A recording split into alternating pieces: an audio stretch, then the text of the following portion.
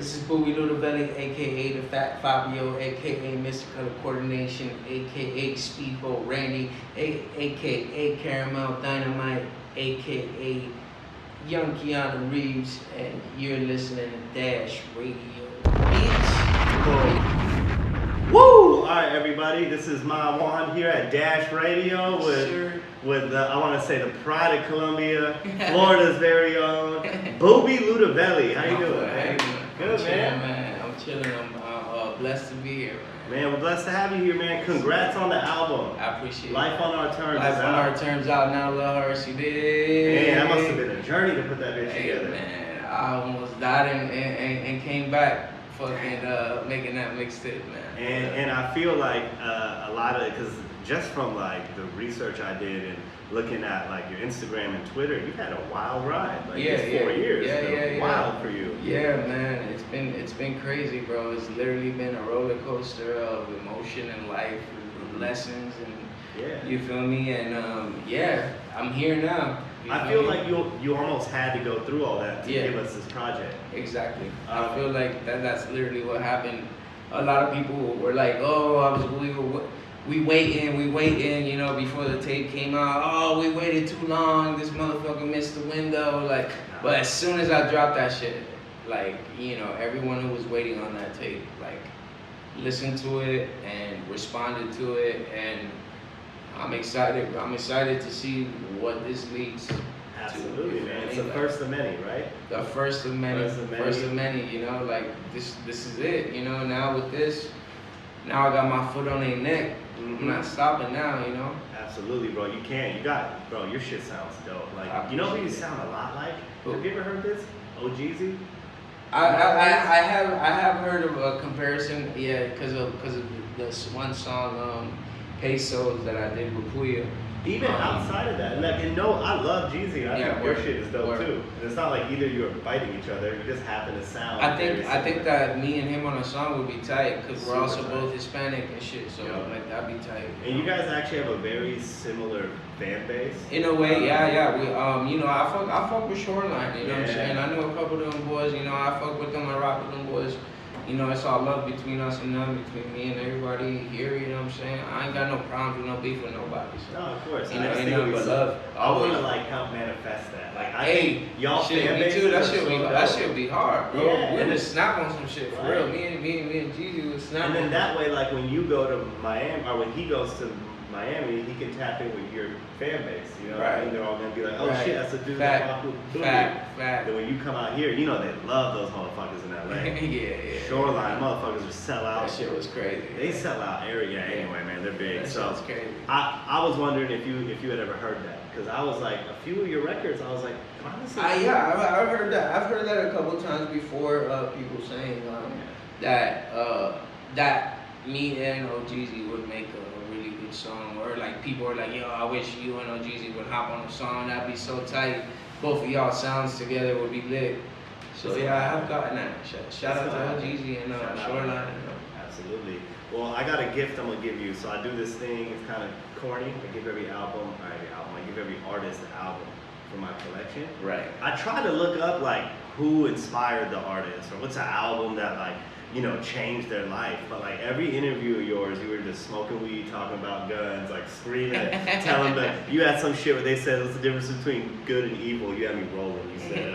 You said I sold crack and heroin, so that's like the difference between good and evil. Like I couldn't find nothing on musicians that you really grew up with. Right. So what I thought was like, well, what does this dude remind me of? And I watched a lot of interviews before I listened to the project. So I went into the project. I'm not gonna lie. I thought it was gonna be more like, I don't know, less. I didn't think you were gonna be so dope lyrically. I'm not gonna lie. You thought it would be a lot of like hard shit. Just hard shit, and not really like, I don't know. It sounded way better than I thought. Not that I was judging you, but just your interview. That's the reaction that I'm looking for. You know? Right. So always like, it's better than I thought it'd be. It's exceeded my expectations. Yeah, because I thought maybe you were gonna do more like comedic raps almost, because you're funny as fuck. Every time I've seen you talking or even read something on you, it's funny. So when I heard the album, I was like, oh, I know who this reminds me of, and it is Redman. Oh, Muddy that's Waters. tight. That's I want to tight. give you that Redman Muddy Waters because Redman's an artist that was clowning. He was always clowning. Even on this album, he was clowning in so many unique ways. I agree. And when you go back and listen to it, it's a phenomenal body of work. That's just an amazing cover. It was a crazy cover. Even the back, like he just came out. Even the back cover of the shit was. Yeah, so that's who you reminded me of because I misjudge your music just because you're so funny. I'll take it. But man, that's beautiful. You don't fuck around on the tracks though. You really like dedicated this. Yeah. I can tell you've been rapping for a while. I have. I've been like, it's funny like how you speak about like influences. So when I first came to the United States from Colombia, at 7, right? I was like 7 years old.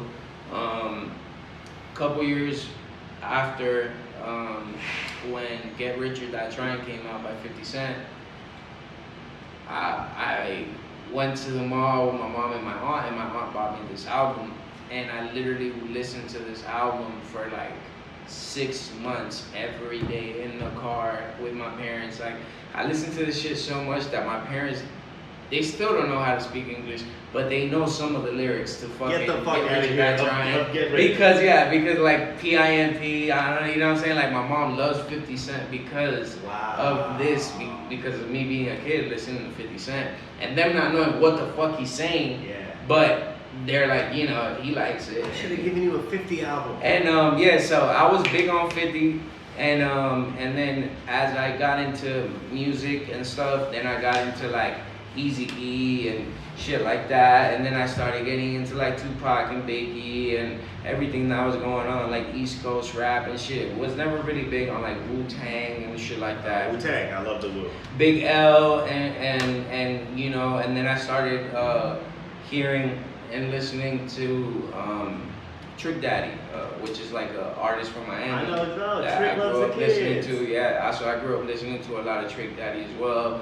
And then also, like I was talking earlier, like back in my day when I was a kid, like you would discover artists because of like 106 in Park. It's the only way. Or MTV or shit like that, VH1. So that's how you discover artists, you feel me? So like I came to discover a lot of artists that way, like T.I. and Ludacris, and you know, as a kid listening to all this music and like all that shit just influenced me to reach a point where I was like, yo, I wrote my first rap in 6th grade. Me and Mikey had science class together. That's so dope that y'all still y'all rock from then. Yeah, since then, you feel me? So yeah, so I've been, you know, it's always been a dream of mine, but I didn't really set out to do this shit for real, until like 2015, 2016, that I was like, yo, I gotta do this shit for real. And then a couple years ago was when shit just popped off, and I was able to go on tour and, you know, make money off of music, and, you know, be able to actually like change my life, you know. Yeah.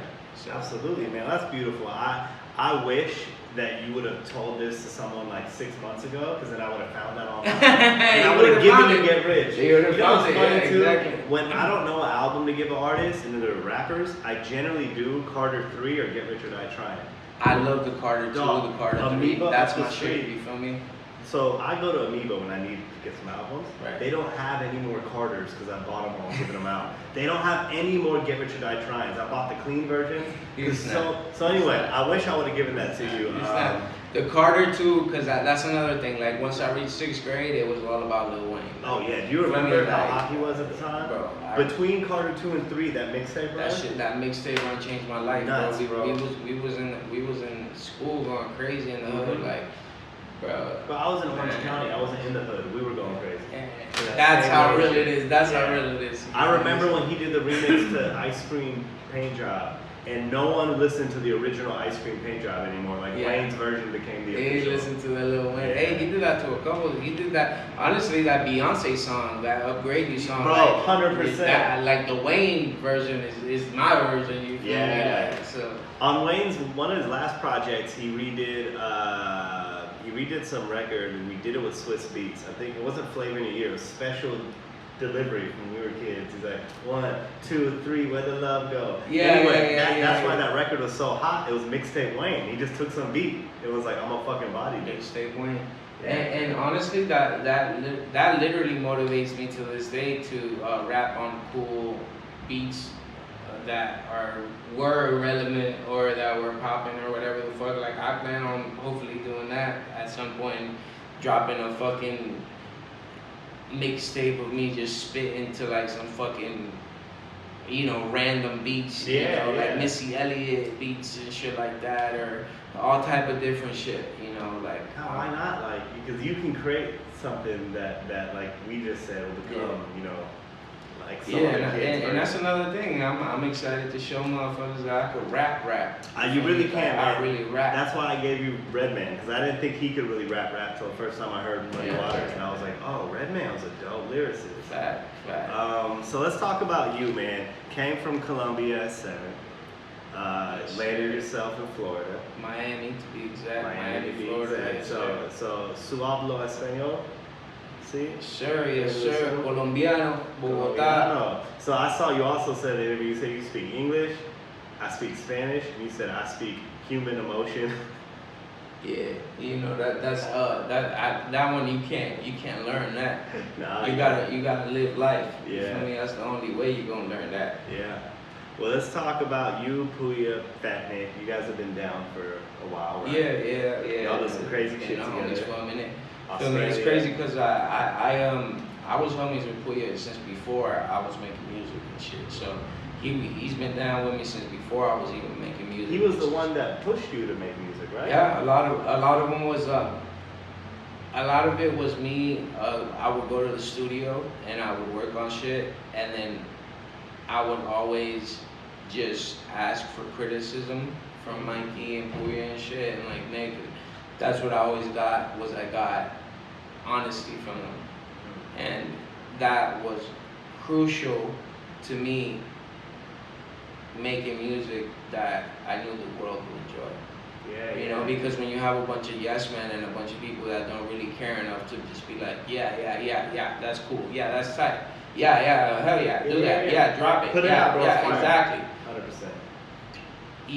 Then you don't really, because it's not like those motherfuckers are listening to your shit. They're just telling you, yeah, drop it, but they ain't listening. They don't know your lyrics. They're not, you know what I mean? Like that was another thing that was like, I was like, bro, like I wanted to make music so hard that people around me would start listening to it. Yeah, people would listen to it not because they not because they now know me or because they're like, oh, my homie just dropped a song, but they're genuinely curious to be like, hey, damn, Boobie just dropped a song. Let me see what he dropped.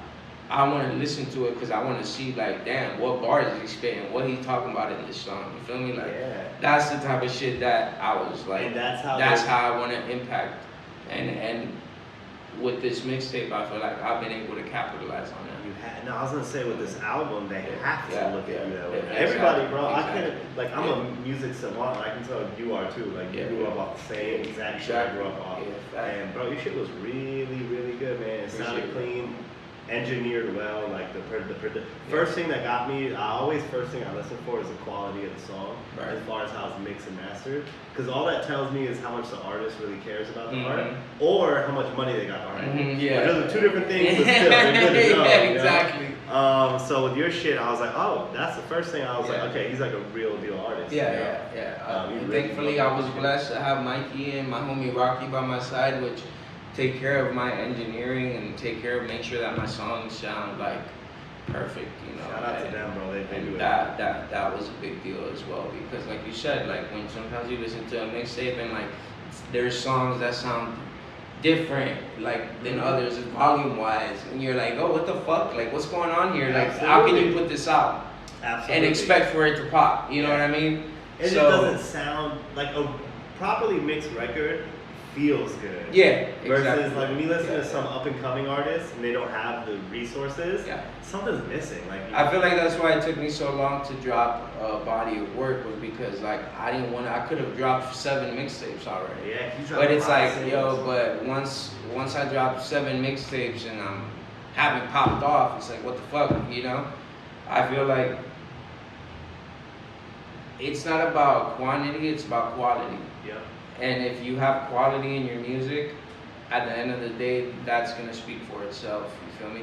And I was able to really put forth a lot of energy into this and have a team around me that was able to help me and provide me with the right sounds and also the right engineering to make that dream a reality, because also they helped me put together the track list, you know, and then when I heard the song through and through, I was like, yo, damn, this sounds good. Like every song going into the next one, like sounded great, you know, and I was like, okay, the flow of the whole shit is just lit. So that's when I was like, okay, I think we got something. I really like this. Shout out to them, man, your team, because you got a good team around you. I love that if I didn't know you, Nick, or Puya, I could tell y'all were homies. Y'all are very similar. Yeah, fact. I talked with Fat Nick right here. That motherfucker told me he had like 100 guns and he's all types of crazy shit. He's like, man, I fucks in Florida. Like, and then just watching your interviews, I'm like, y'all would have been boys in high school. Yeah, even if none of y'all made music, y'all just would have been that, like the class clowns, that's fucking all the bitches on campus. that's how you know, shit is, and thankfully I've been lucky enough to stick with a couple people throughout the years that have helped me out and believe in me and have helped me and be real friends, and you know, real friends that, you know, when you're fucking up or when you're in it wrong or when you're doing something wrong or you're leaning down a dark path or whatever, you feel me? So thankfully I always had homies like that, that always kept me on my toes. Like Mike, he always kept me on he always keeps me on my toes, you feel me? Like to this day. So, you know, that's really all it is, bro. It's just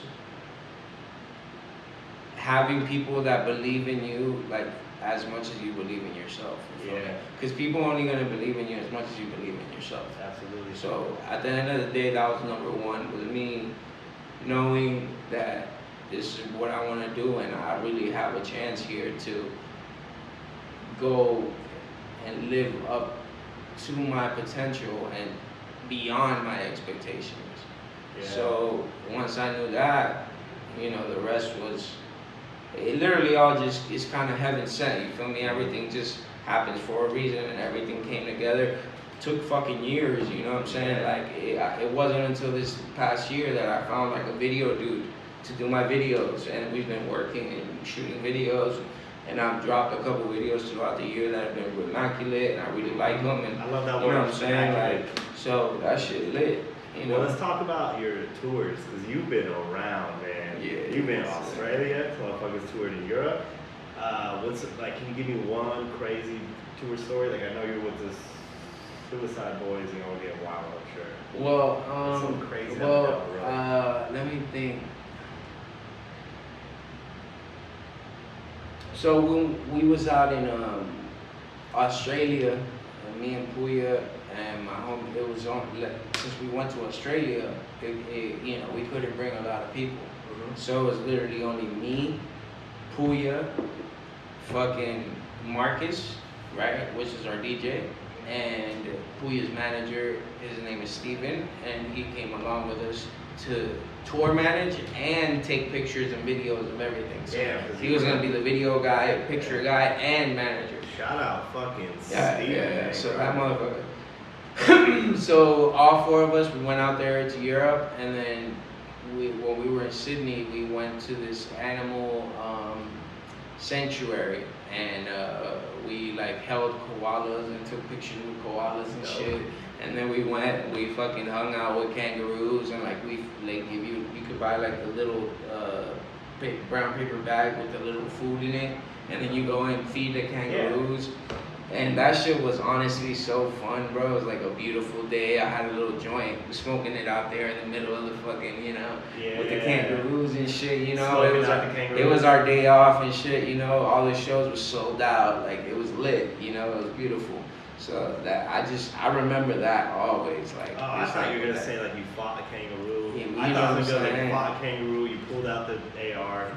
You know, there's a couple tour stories that I can't speak of. You know what I'm saying? Because you know what I mean. But we'll save that for your book. Yes. Yeah, let's tell all. I got some tweets of yours, my guy. We gotta read here. Alright, let's I like to pull up some tweets. I don't like to, I'm not trying to get you canceled. I'm not trying to get you canceled. And the people who watch this interview, I'm gonna have this up on the screen. Let's go. Absolutely nobody, me, Motherfucker, you were in the studio with like 2 assault rifles. Yeah, this was in Russia. Okay, that's all I'm saying. This is in Russia. Yeah, that's why they what had the fuck were you doing, my man? You were in the studio. Okay, explain this, please. So we go to the studio in Russia, and my mans that wanted to interview me, kind of like how you're interviewing me now, they had a whole studio where we were working at, and they had a bunch of shit there. And then my homie that lives in Russia came through, and it was my first time meeting him in person. So he came through and he was like, yo, I brought a couple things. He thought we were gonna shoot a music video. And he had a bunch of guns with him. So I was like, yo, I need these guns for the interview. And he's like, for sure. So, you know, I was like, yo, it's crazy. Like even 12,000 miles away from home, I still gotta be around a fucking loaded rifle everywhere I go. Always. Always. Like, we ready everywhere we go. Baby. So this dude who's interviewing you, right? Did he know you were gonna have guns? He had no idea at first. I would have fucking left. And then when the guns came, he was like, holy shit. And then, but he loved it though. He was like, he couldn't get enough of it. I would have been the like, fuck out of there. Yeah, rappers are crazy. Yeah. So what it is, I remember Fat Nick told me it was kind of like a why not have guns. He's like, I like the collection. Well, for you, what is it with guns that you're so attached to it and you think you love having them? Well, growing up in Miami, you know, like you got your OGs, and then you know all the OGs, they all got guns. You know, they all got the nice ass guns, and then you know you playing video games as a kid. You know, you see all these guns on Call of Duty and all this shit. You know what I mean? And then again, you know, from where I'm from, very young age is when you strapped up because of the situations or whatever that we have growing up where I grew up, and you know, there's little kids that are 12, 11 years old carrying guns and shit, and it's sad and it's unfortunate, but you know, shit, that was me at some point with a little 38, you know. Damn. And that early? Yeah. You were packing like at 12, 13? Yeah, fact. Ah, man, I definitely should have security check. And then, you know, so it's like you grow up and it's like guns aren't necessarily a bad thing because, you know, we go to the range, shoot them and shit, and, you know, you learn gun etiquette and things like that. Throughout the years as you grow up, you know. But also, like, once you get some money, bro, like, you just, like, growing up in that and, like, you know, knowing that you can go and buy a fucking super fucking crazy looking rifle because you got the money, you know, it's kind of hard to not go do it. So as soon as I got a rap check, I just went and I went to the gun store. That's what you bought with your first rap check? Yeah, I just went to the gun store and I bought like 3 guns that I wanted. Wow. That I always wanted. I just like bought them then and there. Because I think when I asked Nick, I kind of asked like, is your gun collection more of like protection? Like you're kind of like, you're just overly cautious? It is about protection. It is about protection, like, you know, 100%. Like, you know, like my guns are either locked away or, you know, like my dad has one of my guns on his fucking nightstand, you know, just in case. Yeah. I feel that, man. So it's like I always have like, you know, protection, you know, always be ready, you know. So that's just one thing that I just always had. It's just well, I'm glad we got to the bottom of this because I saw the Russian subtitles. I saw this poor dude in the Gucci jacket, pissing his pants. He's sitting there double fisting ARs in the studio, man. I would have deleted your Pro Tools session and got the fuck out of there. Next one. So I saw a bunch of people tweeting, I want to eat that pussy like it's Thanksgiving dinner. Yeah. And this person said, just texted someone, I want to eat that pussy like it's Thanksgiving dinner, and she didn't respond. And you said, double text her and say, hey. What was going on with this? I want to eat that pussy like it's Thanksgiving. Okay, so in my song "Man in the Mirror," that's one of the bars that I say in the song where I say hold on. Eat that pussy like it's Thanksgiving dinner, hey, stuck to the cash like a spinner. I step to the cash like a sticker. Throw your hands up, it's a sticker. Better chop make them dance like a thriller. So this person said, I want to eat that pussy like it's Thanksgiving dinner. But when I wrote it right after, I said, hey, like eat that pussy like it's Thanksgiving dinner. Hey, oh, you feel me? So I was like, yo, double text her and hit her with the hey. Okay. So yeah, like you know, that should be flying over people's heads, you know. Yeah. I was just wondering, bro. I went to Twitter next thing for like fucking 3 minutes of scrolling. It's just you retweeting people saying, "I want to eat that pussy like a Thanksgiving dinner." Eat that pussy like it's I'm about to Thanksgiving say, dinner. man, Hey. the woman must love you. Like the pussy eating rate must have gone up like 2-3%. Oh yeah. Next tweet. Be thankful for your life, for whatever you do have, no matter how hard you got it. Somebody has it 10 times worse. To whoever needs to hear this, keep your head up, keep going. That's yeah, beautiful. facts. Yeah, that's you know, we all go through situations in life. You know, I've gone through very like dark situations in the past like 2-3 years. You know, I had to battle with like, you know, addiction and, you know, sobriety and things like that. And you know, sometimes people just need to just hear that, you know, like, yo, it's gonna be alright, it's gonna be fine. You know, no matter how bad you feel today, somebody always got it worse. So, 100%. you know what I mean? As long as you see that and you acknowledge that, you know, life doesn't feel as bad. Mm-hmm. You know, every time that I've been down and out and I've been just completely like on my dick, just like, damn, bro, fuck, how can it get worse? Mm-hmm. But I always think like it can actually get worse. Absolutely. It can always get worse. There's a rap line So- from The Roots where they said even a 3-legged dog still has 3 good legs to lose. Yeah. You know, it Yeah. always get worse. Yeah, Well, it can always get worse. I wanna applaud you, man, because from what it seems like, you beat a lot of those battles. Yeah, You might still be in the facts. street Yeah, smoking all the facts. time, or like, Nah, yeah, you facts. know, you gotta have your little I'm vices. still out here in but- the street, you know what I'm saying? I got my little vices, but You I seem always, happy, I appreciate that, you know. I've been blessed, you know, literally like being able to finish this mixtape, drop this mixtape, go to work on shooting videos and, you know, and focusing on the future and getting shit done, like, literally, like, it's just been the best. That's beautiful, man. Let me get to this next tweet. I'll never get to meet you now and let you know what an inspiration you was to me coming up. Rest in peace, King Dolph. Damn, dog, you one of the reasons I got in this shit. In his own city, man, the shit has got to stop. King Dolph was like a big inspiration, not King Dolph, Young Dolph. Big inspiration for you. Man, that was one of my big inspirations. You know, like jumping out of high school and shit, like listening to Dolph and, you Oh, you've been know, on his him come since, up, like, yeah, his early come on. up, yeah, for real, yeah, like, bro, I've been on Dolph for a minute, you know, and that's literally one of my favorite rappers, and I really had high aspirations to like, you know, one of my dreams and one of my bucket lists as far as like rap goes is to, you know, one day like would have been to one day get acknowledged by, you know, Dolph, or like get in the studio with him, have a conversation with him, you feel me? I felt like that conversation would have been, you know, dope to have, you know, between two real ones, you feel me? Like, but I never get to have that conversation with him, unfortunately, you know what I mean?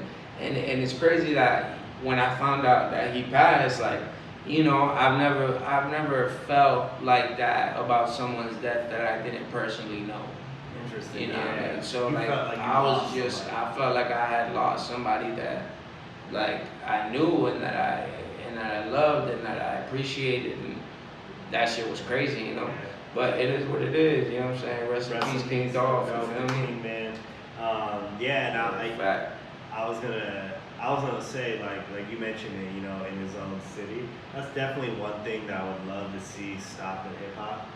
Not that, like, I don't want to see any artist or any human being Right, get yeah. killed in any city, In right? any situation, But in any city. fuck, yeah. man, how many times, like, Proof, D12, shot in Detroit, Nipsey, rest in peace, like, I was leaving Crenshaw the day he died. Yeah, I'm that's thinking, right. like, bro, in front of his store, no one could believe it. Dolph. Well, anyway, man, That shit's crazy. that shit bro. has to stop. In Let's your just own say city, and that. that's where you got the most haters, bro, is in your own city. Like, Yeah. I can attest to that too, you feel me? Like, I can't leave the house without my gun, is because of that reason, is because you never fucking know.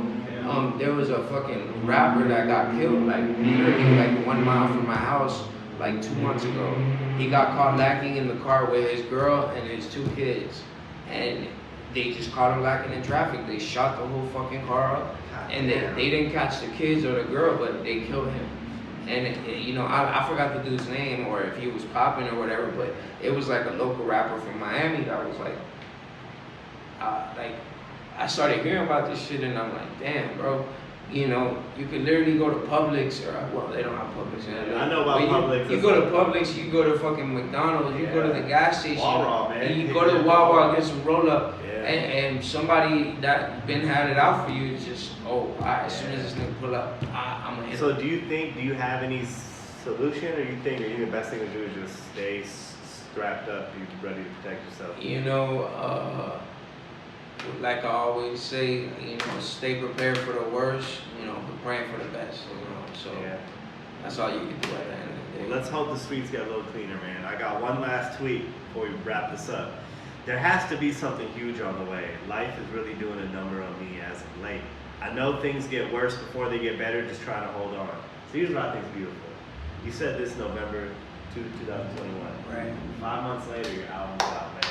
First album out. I feel like I don't know how, but you dug yourself out of a hole. Yeah, so around, I actually remember that tweet, like I was actually going through it because the album, we didn't have anything concrete as far as the release, you know, all of that. And at the same time, I was, you know, I was sober for a couple months and then I relapsed for a couple days.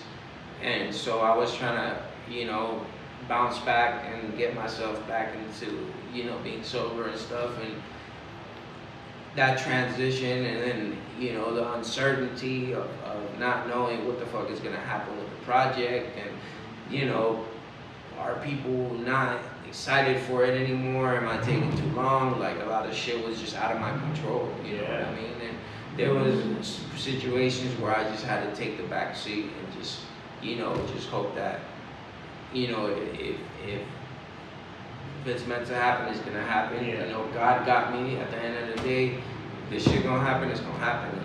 And I always just push towards making shit happen, but, you know, I couldn't just be like, oh, here's the tape and put it on SoundCloud. You know, I had to make sure that if I'm gonna drop these songs that I worked so hard on, it has to be correct. So it can be, you know, accepted and it can be like, you know, respected, you know. So would you say you got out of this hole? Yeah. You seem happy, bro. I'm happy. I'm happy as fuck to be in LA right now, you know. Records with are my boy going up. Dan, we chilling. The record is going crazy. Life on our terms, man. The mirror is going up. Dilate is going crazy, you know. A lot of this, bro, it's like people ask me, yo, what's your favorite song on the tape? Like, yo, all the songs are good, bro. What's your favorite song? Let me see what I'm saying, right? Super Boat Randy? Speedboat Randy. I was close. I was only one word off. Speedboat Randy is such a vibe. That's just crazy. It makes me feel like I'm in Miami partying with y'all. That shit is insane. That's one of my favorite records on there. Well, I gotta applaud you one last time before we wrap this up. Because, I appreciate you. You've been through the fire, dog. Hey, man, I've been through a lot of life, but at the same time, I'm here, man. We making this shit happen, you know what I mean? We at Dash Radio right now. Your boy looking good, healthy, you feel me?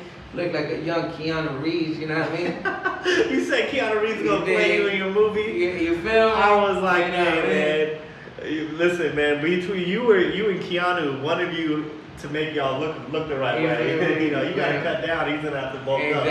Exactly. My guy gonna have to start drinking his creatine. I can actually see it. I could see Keanu playing you. I can see it too. I can see it. We're gonna manifest that too. I can see him bulking up and doing the Lootaveli movie and shit. Okay, last final question, I promise. There's no fucking way you do 300 push-ups in the morning. I say that because I do 40 in the morning. You busting 300? Listen, man, it depends on my mood. You feel me? But just know that at any given moment, I can effectively do 300 push-ups. Wow. Yes. Wow. Yes. Good to know. So you fuck somebody up. You got hands on you, huh? I got hands. Good to know. Anybody, that's a warning message for all you motherfuckers out there. 300 push-ups. All right, man. Boobie Lootaveli, man. Here at Dash Radio. Dash Radio. Life on our terms out now. You dig, lovers? Yes, sir. Alrighty, everybody. Stay on the lookout. I know it's gonna be a lot more on the way. Yes, sir. Videos to come. Let's get it. Boom.